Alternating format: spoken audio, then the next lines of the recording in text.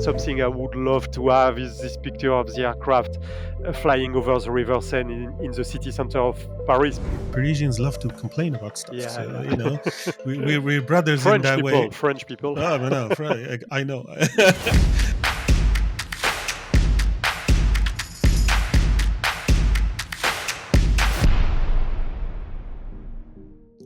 Hey, welcome to the Air Mobility Show with Amad Malik and my co host Nadia. Nadia, we have been talking about the advanced air mobility and the broader discussions around everything that is involved. What is the main topic we should be concentrating on a bit more? I think the most interesting part of the advanced air mobility industry is the business of air taxis. And this is very exciting because we're talking about the passenger services. So I believe this is something that we should talk more about in the upcoming episodes. Yeah, that's a very exciting, getting people from one place to another because drones are already flying and delivering goods. So that's already happening. Amazon is doing it, others are doing it. So I thought, who better to bring on friend of ours, JC from Volocopter. He's the head of sales, EMEA. And welcome to the show today, JC. How are you doing? I'm good. I'm good. Thank you very much. Good evening here in France. Thanks, guys, for having me today. Yeah, agreed. We did a lot.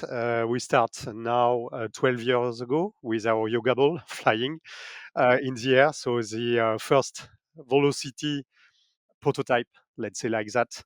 And now we are so close to the type certification mid 25. So we are coming. Last year we flown during the Olympic, maybe not the full setup, but it has been a quite cool experience, and we can demonstrate the maneuverability of the aircraft. For myself, I am in charge of sales in Europe and Middle East.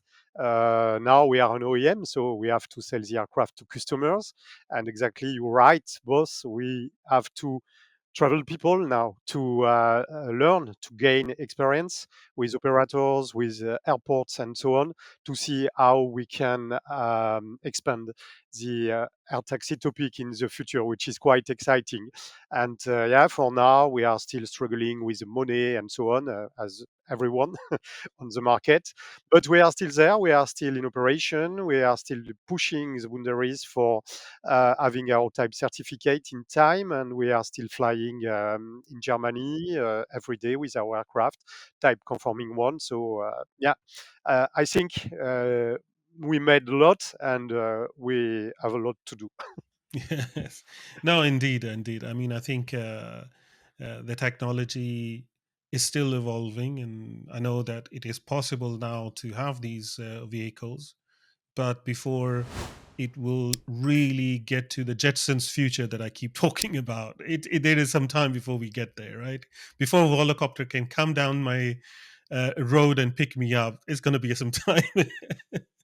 So you mentioned Paris Olympics. So let's start with that conversation because it's a very intriguing experience that you guys did. So you started some of the testing there. The idea was during the Olympics, you'll be able to transport people between the different stadiums and games. And it didn't work out because of regulatory problems. But I think there was a lot of experience gained and I just want to hear how this went, how long it took. What was the experience like? Maybe one step back before. Um, Everything has came from kind of tender, we call it call for interest or something like that, from Région Île-de-France, which is the regional council in the area of Paris, managing the whole Île-de-France, and RATP and ADP. And they were looking at setting up a UAM/AAM experimentation field in Paris, Paris area, let's say big area.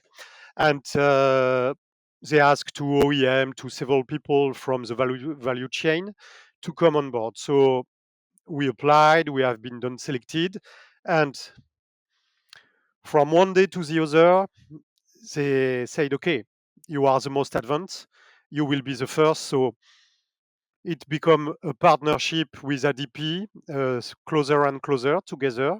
And 2 years ago, we start to fly in Pontoise where there is a sandbox held by ADP, and in which Skyport built up a full vertiport 1 year, 2 years ago now. And we can play, we can record the noise of the aircraft, but in a very serious way, with the ONERA, which is the French lab for the aerospace, with Bruit Paris, which is the references organism for the noise in Paris and North area. And we put a lot of very sensitive microphone everywhere on the field, flying over the microphone with different speeds, altitude, and so on. At the end, we were flying with aircraft, drones, and so on. You were talking about the integration. We spent 3 years to build up this full ecosystem. So we start knowing a little bit about aviation and so on. And we came from the airport, the infrastructure builder and manager, which is ADP, and through the whole value chain, talking to FBOs, talking about handling the aircraft, handling passengers, selling ticket, partnership, sponsoring, and at the end, flying the aircraft with people on board. So, yeah, it has been a massive project. For sure, ADP has been a massive facilitator for all this stuff because it's a big company, knowing a lot of people.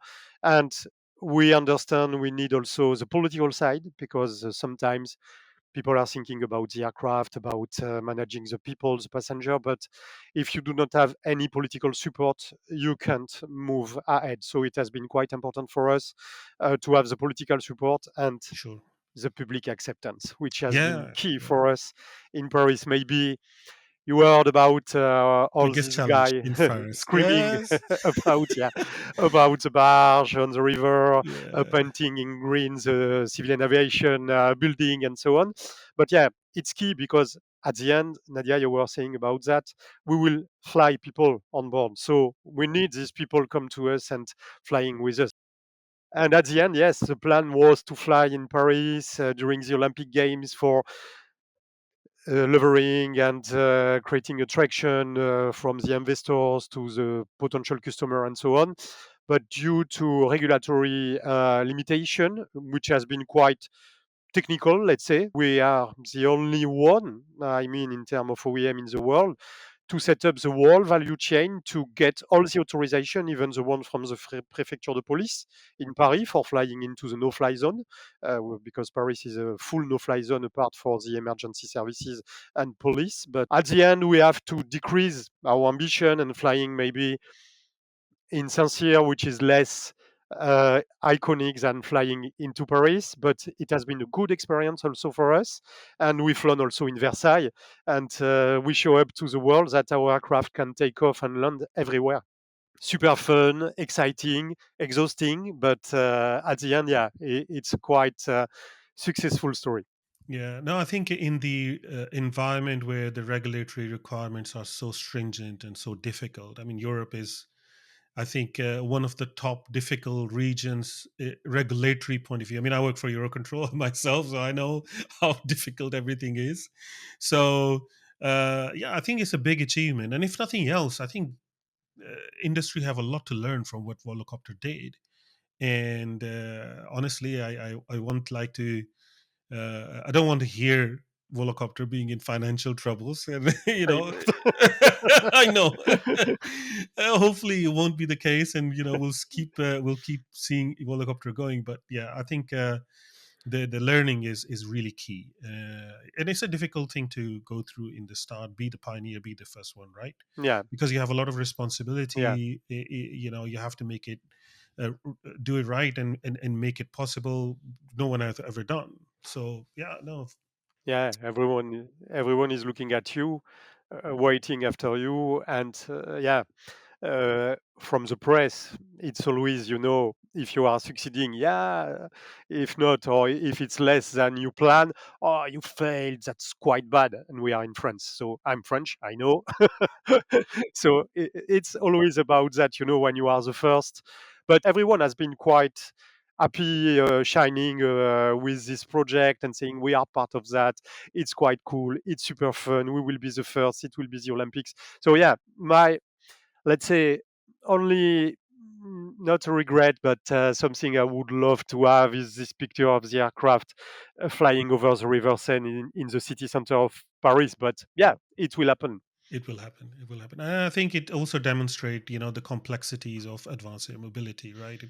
You're talking about an aircraft that is brand new design, completely novel technology. I mean, you can see that, right? Airbus and Boeing, even if they create a variant of the a platform that they have already developed, it take them years and billions of dollars to get that certified. So obviously, something brand new is much bigger challenge. When it comes to certification, what is you think, provided everyone is still alive, uh, i.e., company, how far you think you guys are from a technical point of view and commercial point of view as well? Uh, from a technical side, I would say on track into the planning. I'm not in deep into the certification process because this is not my job, but I need to know for explaining to all the people I am meeting, stakeholder, customers, and whatever, but partners and so on. But yeah, uh, PT is now we have to struggle with this financial stuff, and you were talking about that. Certification means money, a lot of money. We are the lowest burn rate in the industry because we decide to choose a design for certification from the beginning. When you are building up an aircraft, if you are thinking about the certification, you need to use existing stuff, you need to use existing learnings and so on, and not reinventing the wheels. Because if you are doing that, it's not about 4 to 5 years or maybe six, but it will be 10 to 15. So yeah, we used a lot of existing for avoiding all the hurdles due to the specific certification. But for the motors, batteries, and so on, nothing is existing because this Yeah. is brand new. So you have to go in the full certification process. We did the wind tunnel, we did the bird strike, we did a lot of before the Christmas period, and the EASA witness all the tests. So validation are done. We tick the box, but yeah, now few uncertainties about what will be the next steps. And from a commercial perspective, slowly we shift to a full OEM model. That means MRO topic, pilot training, the maintenance guys trainings, and so on. And that's amazing because if you are looking at all the other OEM, no one is thinking about all this part of the business, and everyone is talking about an aircraft. So, okay, we understand our market, so we are ready. Everything is set up, contract, product line, services, everything is done. So we start to talk to people before Christmas, and we start to sign LOI and MOU for selling the aircraft. But we would like to jump quickly to firm order because we are so close to the certification. That means if people wants to have the aircraft, we have also a production line which is not able to cover the world demand. So that means if you want the aircraft 26, you have to order now. If not, you will be delayed. So yeah, I think we are ready, which is a pity because we are so close to everything. And now we have to face with this harsh situation, which is just a little bit, yeah, not good. No, I'm sure. I'm sure there will be a solution found because like others have done it as well. I mean, Lillian was in the same situation. They found something and risk as well. So Yeah, hopefully, and I know there are already people who are eyeing out because it's an opportunity, right? It's a yeah, big opportunity. Whoever jumps into it is a big yeah, opportunity. To be So honest, for a privately held company, I think Volocopter did amazingly well to come with the idea and then build it to what you have right now. And JC, you've mentioned about the business of the airlines. And this is particularly something that I wanted to ask you because I come from a very conventional aviation background where we work with airlines and airports, helping them build new routes. So, how do you see this integration of your fleet into the fleets of the airline business? Um, Is it more like extension of their roots in the region, in the city? Yeah, fair and quite interesting because as we were starting with ADP, which is one of the biggest airport in Europe, Charles de Gaulle is the biggest one. So we were questioning ourselves about, is it the right way to think to sell to an airline a so small aircraft, to a people to a company which is working with 500 people, aircraft flying for 10 hours everywhere in the world, and speaking about CAS, CRASK, and so on, and one pilot, one seat, and maybe second version with one pilot, four seats. So what about this articulation? And agree with you, it's not easy to talk to the airline as a customer because they are saying, okay, what about the economic model? So for sure, there is this area where you have business travelers, wealthy people traveling first class, and you want to offer them the high level experience. So you fly them from Charles de Gaulle end-to-end ticket from Los Angeles to Paris city center, let's say like that. So it was the concept and it's still, but it's a part of the business. Second one will be more about the air taxi, about into the city, around the city, and not flying for 100 kilometers for 1 hour. Looking in the direction of the helicopter, even in the US, in New York, there is a move looking at the vertiport from the municipality and so on, talking about the noise, talking about the air pollution and so on.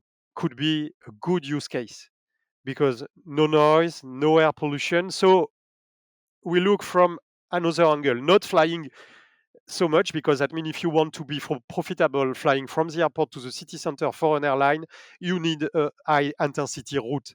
That means flying so much aircraft all the time with a lot of people on board. If you want to have something which is uh, economically viable, they need to change maybe their mind in the future. And that's why when people, OEM, are saying, okay, we have a massive order from this airline or this airline, from a national perspective, I got it. Okay. American airline is ordering to an American OEM for supporting the development and so on. But I do not see in, let's say, coming 5 years, so much aircraft flying for this purpose. I mean, from every OEM more for touristic flight connection, and there is a new one which is quite amazing for the future, which is STOL plus eVTOL. Flying on a regional level. In France, you have so much small airport under used. Same in Germany, in Italy, and so on. People are struggling for traveling 200 kilometers from A to B.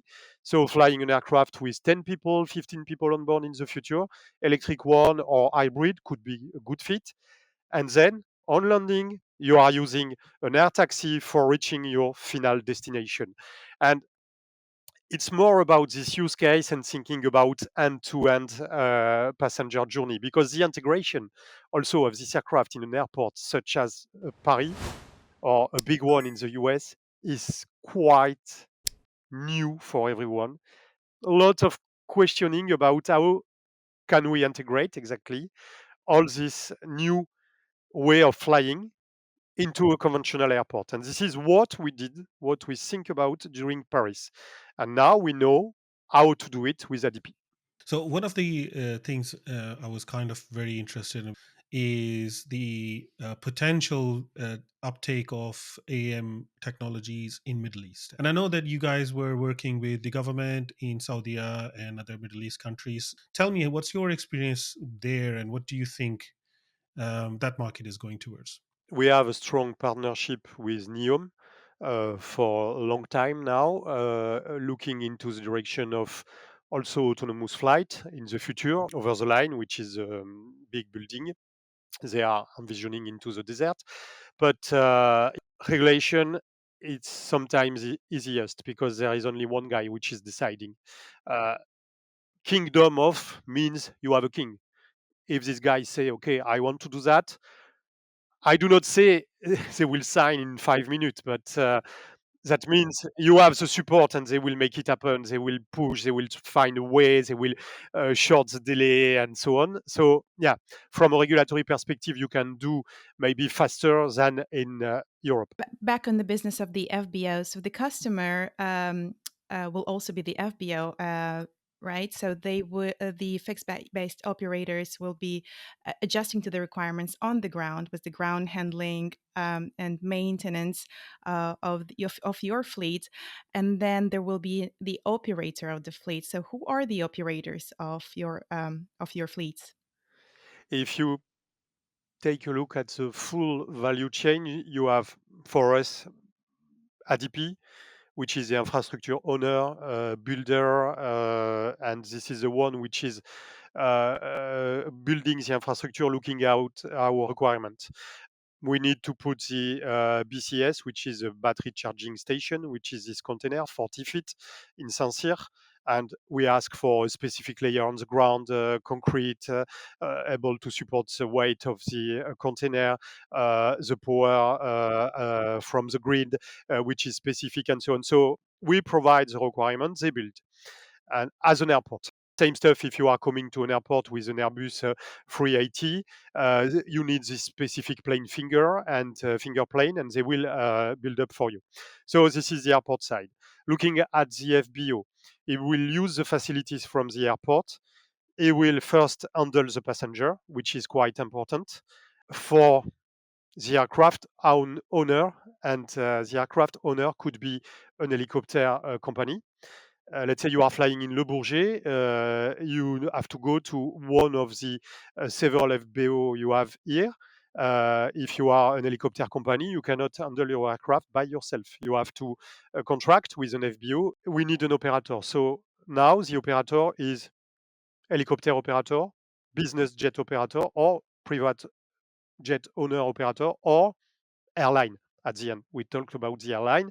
This is the same stuff than an airline. That means the airline is owning the fleet, providing the maintenance stuff, the training, and everything. But we are on the beginning and not with a so big fleet everywhere. So yeah, the operator is this kind of people, and FBOs are partnering with the operator for handling the aircraft and the passenger. But for handling and coming back to the rule, handling the batteries. We are swapping the batteries. This is our technical choice.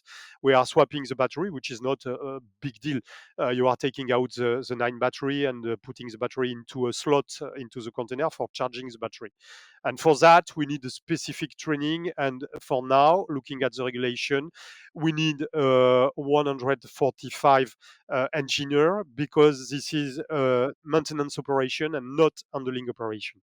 So yeah, we have to make progress on that topic also. It's very interesting, the whole value chain and the operations, but also very exciting. I'm so excited to see that. And you've mentioned that you will be swapping the battery.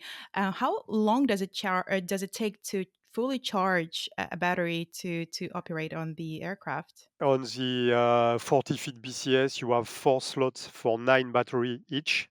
So that means you can put a full set for time. And for a full set, it's about 2 hours.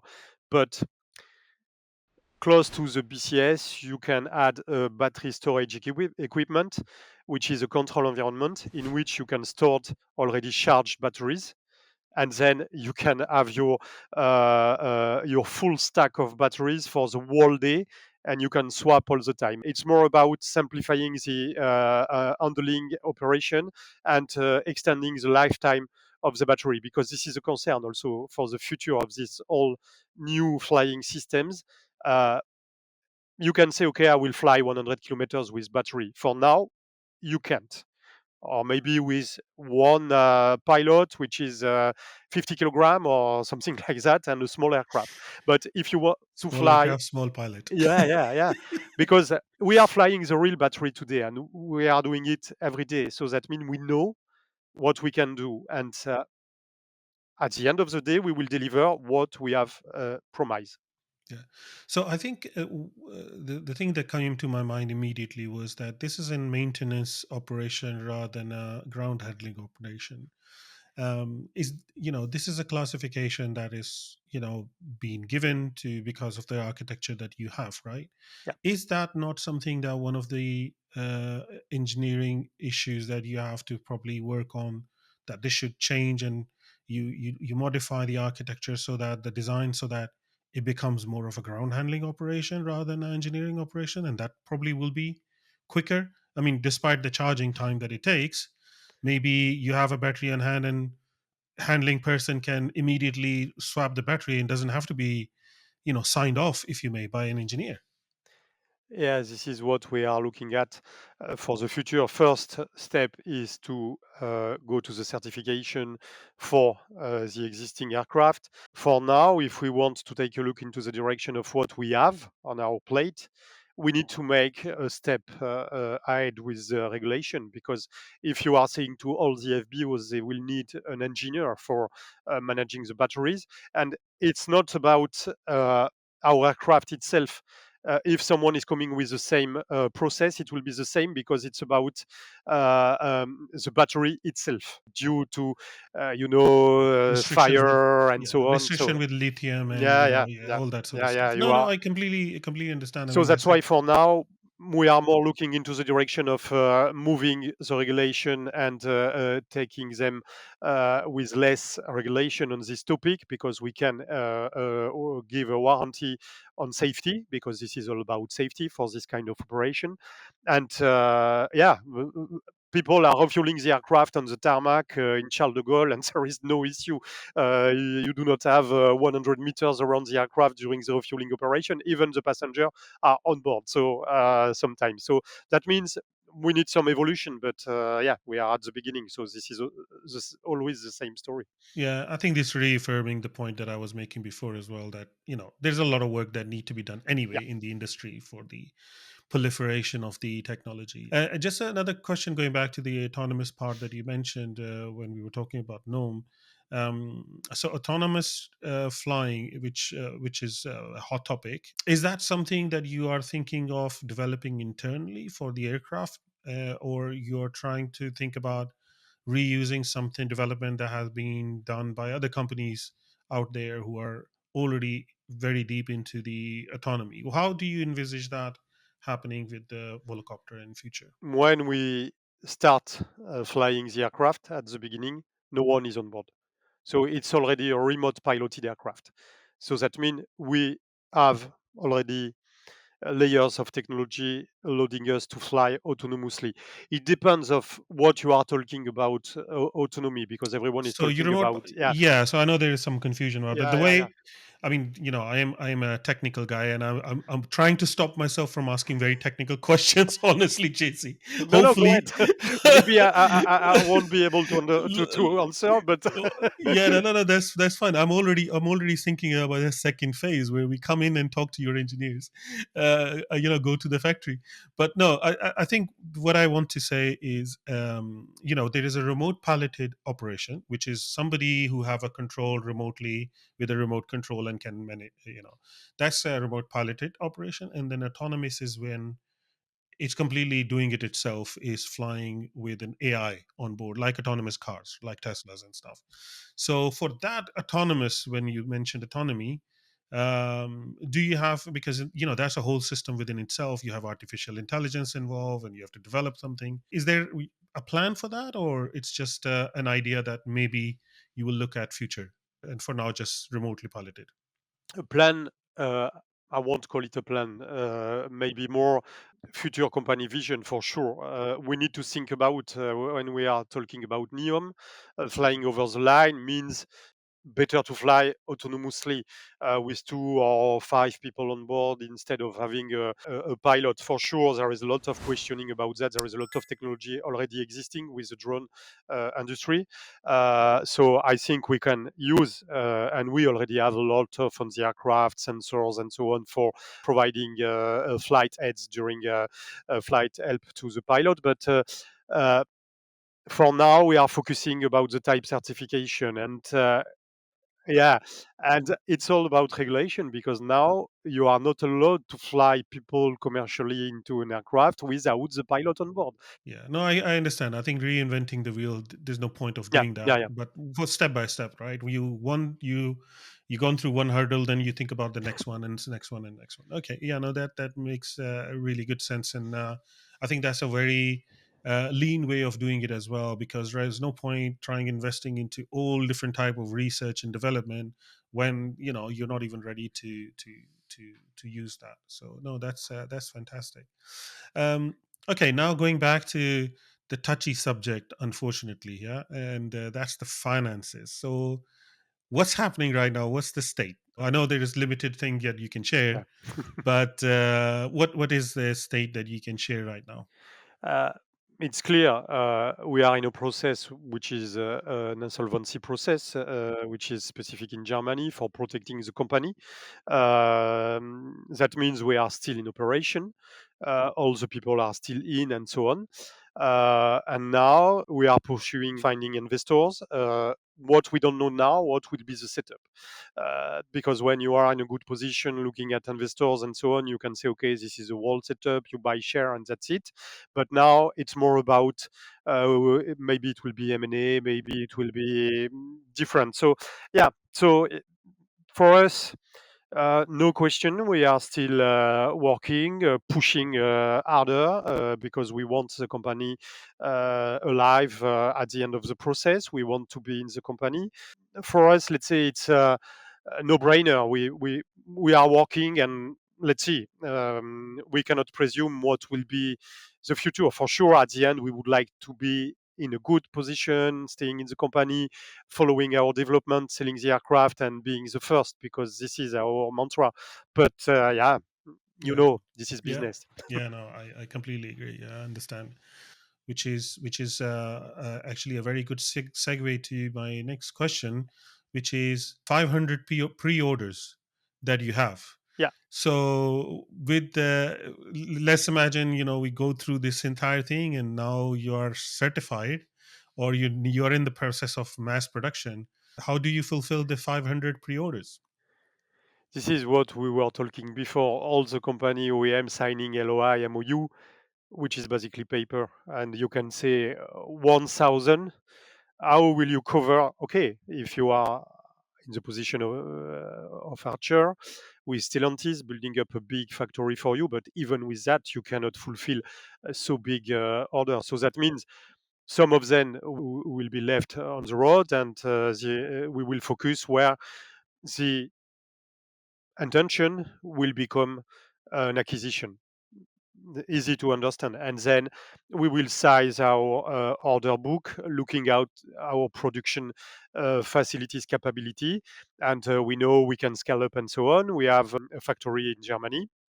So yeah, we know how much aircraft we can manufacture, and we have delivery calendar, and we are managing all the time this production capability fitting with the delivery calendar we have. So there is a cross functional work which is quite important between business development, production, and program for being aligned and not selling 100 aircraft for 26 because we won't be able to deliver. So okay, so there is already a plan, because I wasn't sure if the production capability has been measured and it's already Yeah, yeah, there. it So you is have from a last year, April, and with the POA from the EASA. So this is what is happening now. We are producing the type rating aircraft which are flying for now from our factory.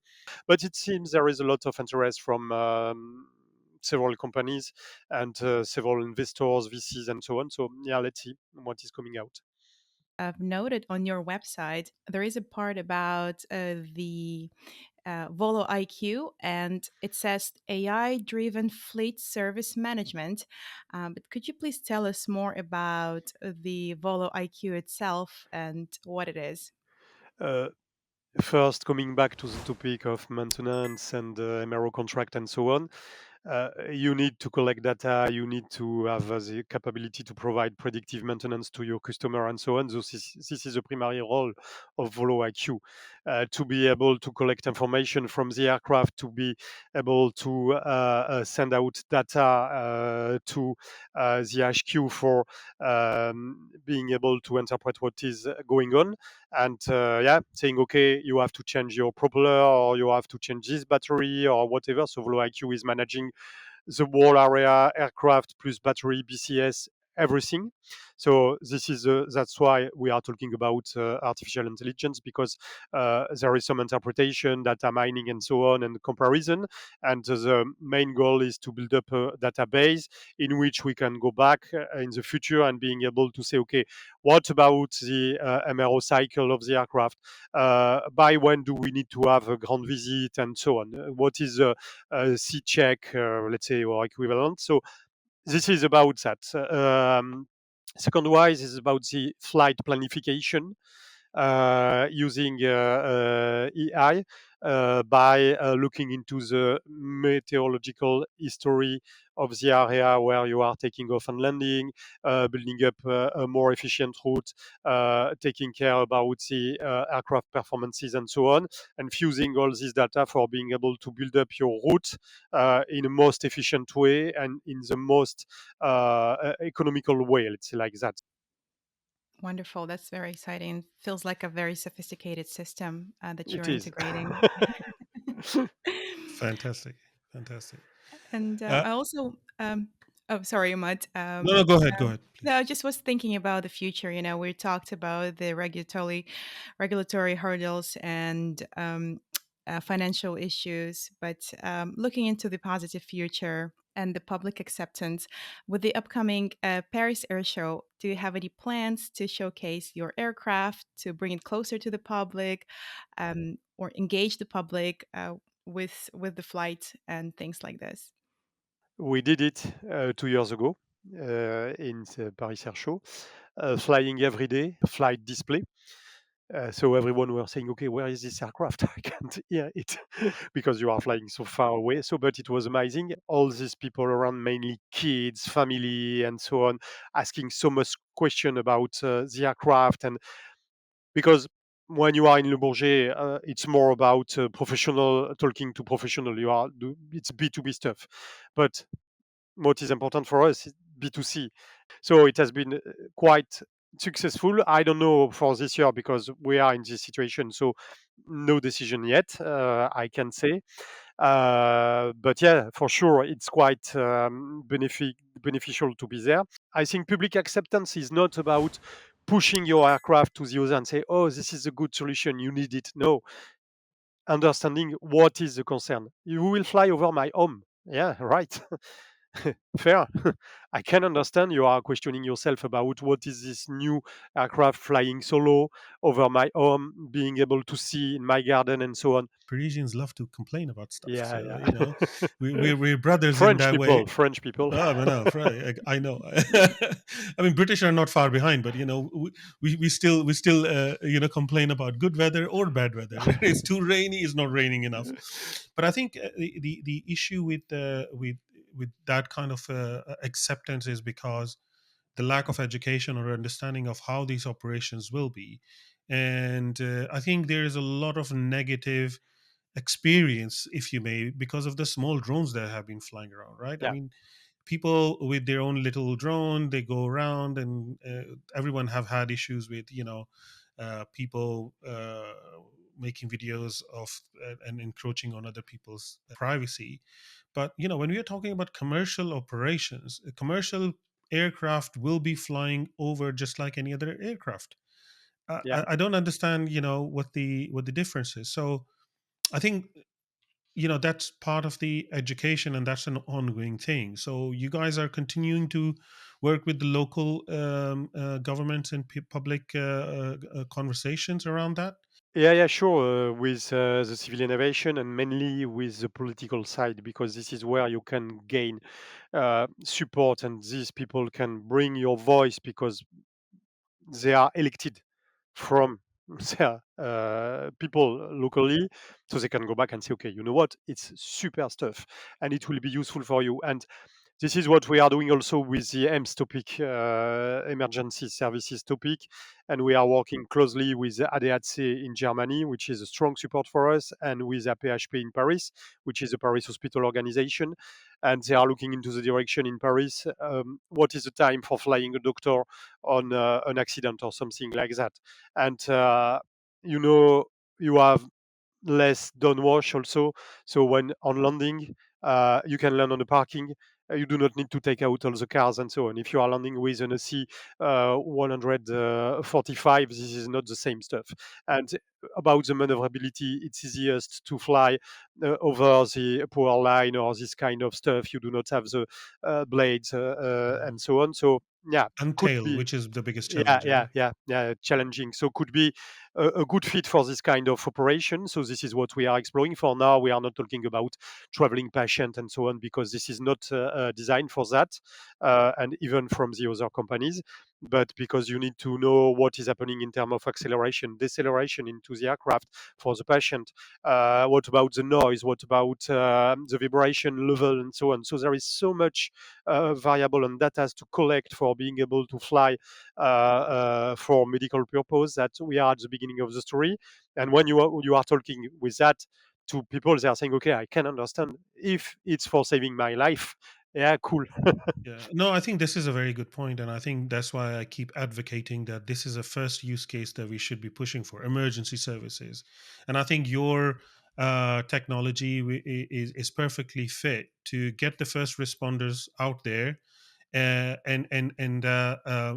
get there to the point where, let's say, the doctor or a nurse can get and attend to, for example, like a heart attack. If somebody can get there rather than getting the patient to the hospital in an ambulance, we can do that. So, I think that's fantastic, and I would like to see that use case, and I'm very happy that you guys are advocating that. So yeah, that is very interesting conversation, JC, and really appreciate your time and you talking to us. And hopefully we'll come and see you at one point. Once you've gone through the difficult times. And I have loads and loads of technical questions, but I think more appropriate for yours, your technology guys. So thank you for your time, and thank you, Nadia, for joining me. And thank you, everyone who tuned in and joined the episode and listened to the story of Volocopter, which is a fantastic story. And the things they have done have a lot of interesting data for the industry, which is, absolutely fantastic stuff. Because it's a lot of a lot of difficult things that Volocopter have to challenge and see, especially in the Paris Olympics. So, hopefully everyone had a very good time, and I'll see you next time in the next episode. Have a nice day. Bye bye.